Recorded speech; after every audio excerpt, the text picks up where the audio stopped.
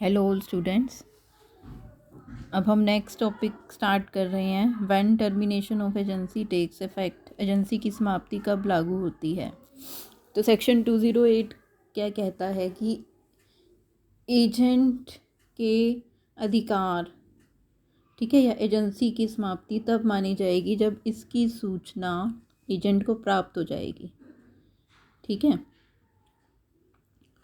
तो जैसे मान लो एक एग्जांपल लेते हैं, ठीक है, कि ए ने बी को एक एजेंट अपॉइंट किया हुआ है। ठीक है, ए ने बी को एक एजेंट अपॉइंट किया हुआ है कि वो गुड सेल कर दे। अब यहाँ पे ए बी को गुड्स की सेलिंग पे 10% कमीशन देता है। अब बी गुड सेल कर रहा है, ठीक है। अब ए चाहता है कि वो बी की एजेंसी समाप्त करना चाहता है ए, तो ए बी को एक लेटर भेजता है एजेंसी समाप्त करने का। अब लेटर तो ए ने भेज दिया लेकिन बी के पास पहुंचा नहीं, तो बी के पास पहुंच जाएगा तब ये माना जाएगा कि एजेंसी ख़त्म हो चुकी है। अब बी के पास लेटर पहुंचने से पहले बी 10,000 की गुड्स सेल कर देता है। ठीक है, अब वो लेटर पहुंचने से पहले 10,000 की उसने गुड्स सेल कर दी, तो बी को अब इस गुड्स पर 10% कमीशन मिलेगा, यानी कि 1,000 कमीशन मिलेगा। ठीक है, और थर्ड पार्टी को भी इस एजेंसी की टर्मिनेशन की सूचना देनी पड़ेगी, तभी फिर थर्ड पार्टी के लिए एम्प्लॉयर रिस्पॉन्सिबल नहीं होगा। इसके बाद है टर्मिनेशन ऑफ सब एजेंट्स अथॉरिटी। सब एजेंट को कौन अपॉइंट करता है? एजेंट अपॉइंट करता है। तो जैसे ही एजेंट के अधिकारों की समाप्ति कर दी जाती है, यानी कि एजेंसी को टर्मिनेट कर दिया जाता है, तो सब एजेंट के जो भी राइट्स हैं वो अपने आप ही ख़त्म हो जाते हैं। ठीक है, लेकिन सब्स्टिट्यूटेड एजेंट इससे अलग होता है। एजेंट के राइट्स ख़त्म करने पर, एजेंट्स के साथ जो एजेंसी है वो ख़त्म करने पर सब एजेंट्स का भी राइट्स ख़त्म हो जाते हैं, लेकिन सब्स्टिट्यूटेड एजेंट के ऊपर इसका कोई इफेक्ट नहीं पड़ता। इसके बाद नेक्स्ट पॉइंट है हमारा rights and duties of agent as against principal. तो अब प्रिंसिपल के अगेंस्ट क्या एजेंट की राइट्स एंड ड्यूटीज़ हैं। तो सबसे पहले हम पढ़ते हैं ड्यूटीज़। तो सबसे पहले है नियोक्ता के आदेशों का पालन करना, to follow the instruction of principal. Section 211 क्या कहता है कि एजेंट जो है वो प्रिंसिपल के सारे जो भी उसके ऑर्डर्स वगैरह आएंगे, जो भी इंस्ट्रक्शंस आएंगी, उसको उसे मानना होता है।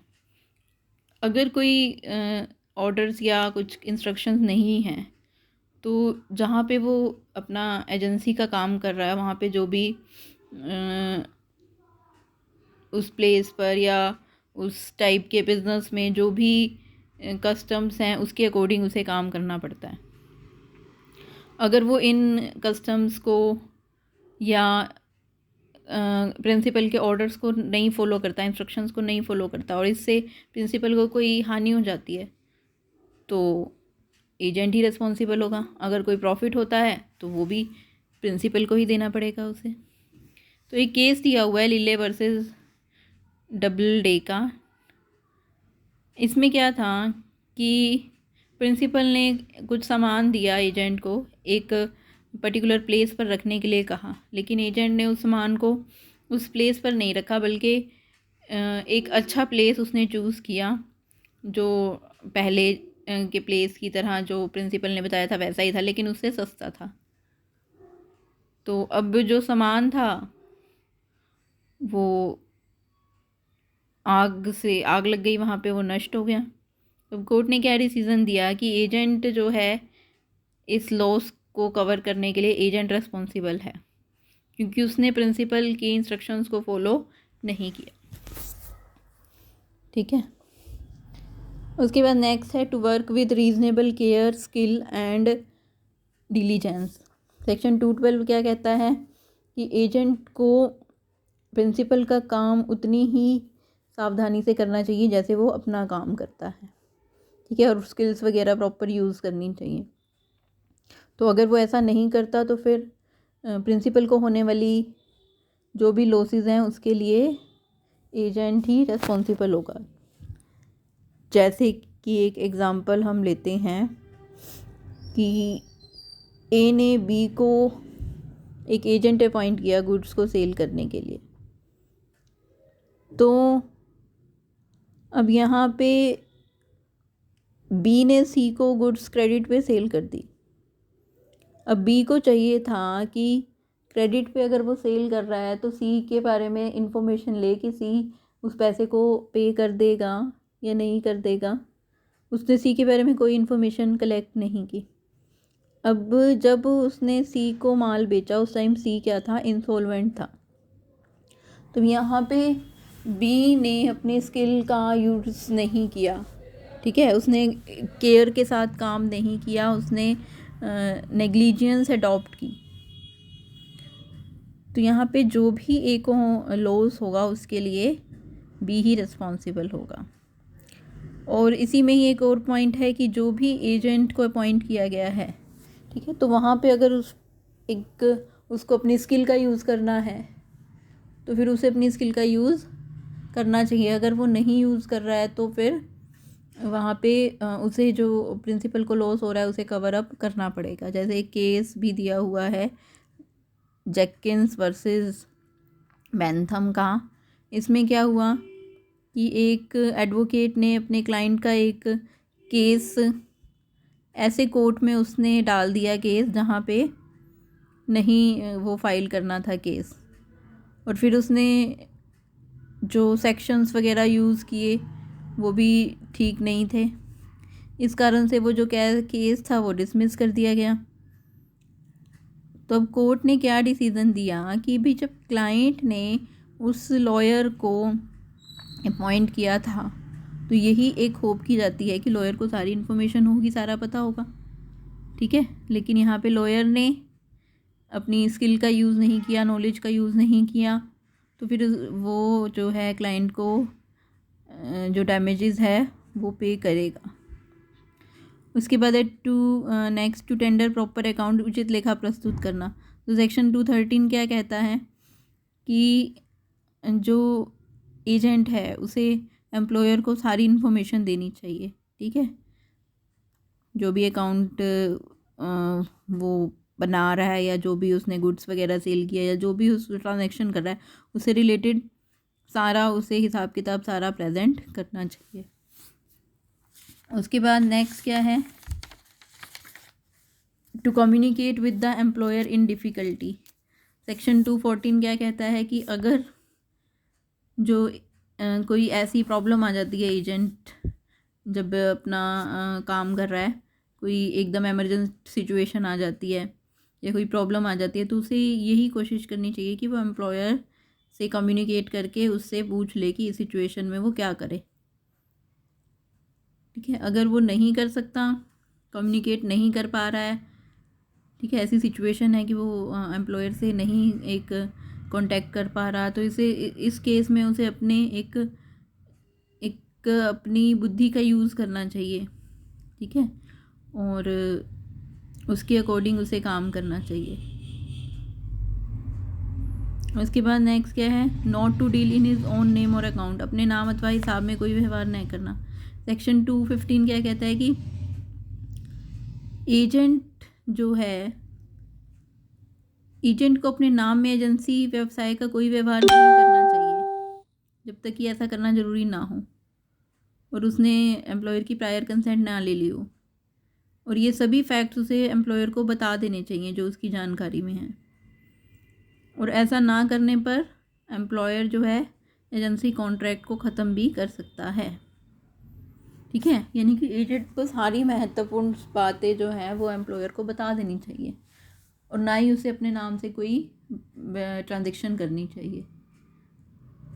और अगर वो कोई ऐसा कोई महत्वपूर्ण बात बता देता है और एम्प्लॉयर को कोई महत्वपूर्ण बात छुपा लेता है और एम्प्लॉयर को बाद में पता चलता है, तो एम्प्लॉयर क्या कर सकता है, कॉन्ट्रैक्ट कैंसिल कर सकता है। तो जैसे कि एक एग्ज़ाम्पल है कि ए बी को एक एजेंट अपॉइंट करता है अपनी लैंड को सेल करने के लिए। ठीक है, बी लैंड को देखता है तो उसको ये पता चलता है कि इस लैंड में एक माइन है जिसके बारे में ए को नहीं पता होता। अब बी क्या कहता है ए को कि मैं ही ये लैंड खरीदना चाहता हूँ। अब ए मान जाता है वो ए बी को सेल करने के लिए, लेकिन सेल होने के बाद उसको ये पता चलता है कि ए ने इस इंफॉर्मेशन को नहीं बताया कि लैंड में माइन है, तो वो क्या कर सकता है, इस कॉन्ट्रैक्ट को ख़त्म कर सकता है। उसके बाद नेक्स्ट पॉइंट है नियोक्ता के नाम पर प्राप्त धन नियोक्ता को देना, to pay all sums receive for principal. ठीक है, तो एजेंट को क्या करना है कि जो भी उसे प्रिंसिपल के नाम से जो भी पैसा मिल रहा है वो किसको दे, प्रिंसिपल को दे दे। उसके बाद नेक्स्ट क्या है, not to earn secret profit. Agent को क्या चाहिए कि वो अपनी कमीशन उसे मिलेगी या और जो भी रेम्यूनरेशन मिलेगा तो वही वो ले सकता है। सीक्रेट प्रॉफिट्स वो एम्प्लॉयर की जानकारी के बिना नहीं अपने पास रख सकता। ठीक है, उसके बाद नेक्स्ट है not to set up an adverse title, विपरीत अधिकार स्थापित न करना। तो क्या है कि जो भी एजेंट को प्रिंसिपल से जो भी गुड्स मिलती है तो वो उसको सेल करने के लिए मिली है और उस पर वो कमीशन मिलेगा। तो यहाँ एजेंट ये नहीं कर सकता कि उस माल पर अपना राइट ले ले या किसी थर्ड पार्टी को दे दे, थर्ड पार्टी को राइट दे दे, तो ऐसा नहीं कर सकता वो। नोट टू डेलीगेट अथॉरिटी, अपने अधिकार का हस्तांतरण नहीं करना। एजेंट जो है किसी और को अपॉइंट नहीं कर सकता कि अपना काम किसी और से नहीं करा सकता। तो अगर बिज़नेस में कोई ऐसा कॉन्ट्रैक्ट हुआ है एम्प्लॉयर के साथ या कुछ ऐसा बिज़नेस में ऐसा कुछ ट्रेडिशन है कि सब एजेंट को अपॉइंट किया जाता है, तभी सब एजेंट की अपॉइंटमेंट हो सकती है, अदरवाइज़ एजेंट को ही काम करने पड़ेंगे सारे। उसके बाद नेक्स्ट क्या है, to protect the interest of principal in case of his death और इंसैनिटी। सेक्शन 209 क्या कहता है कि एम्प्लॉयर की डेथ हो जाने पर या उसके पागल हो जाने पर एजेंट की ये ड्यूटी बनती है कि वो एम्प्लॉयर के राइट्स को प्रोटेक्ट करे। उसके बाद not to use information obtained in the course of business of agency against principal, agency के दौरान प्राप्त सूचना को नियोक्ता के विरुद्ध प्रयोग ना करना। तो एजेंट की ये रेस्पॉन्सिबिलिटी बनती है, ड्यूटी है कि वो जो भी उसे इन्फॉर्मेशन मिलती है वो सारी एम्प्लॉयर को बता दे। ठीक है, अगर एजेंट नहीं बताता एम्प्लॉयर को, इससे एम्प्लॉयर को कोई लॉस हो जाता है तो फिर इसके लिए एजेंट जो है रिस्पॉन्सिबल होगा, प्रिंसिपल के प्रति एजेंट ही रिस्पॉन्सिबल होगा।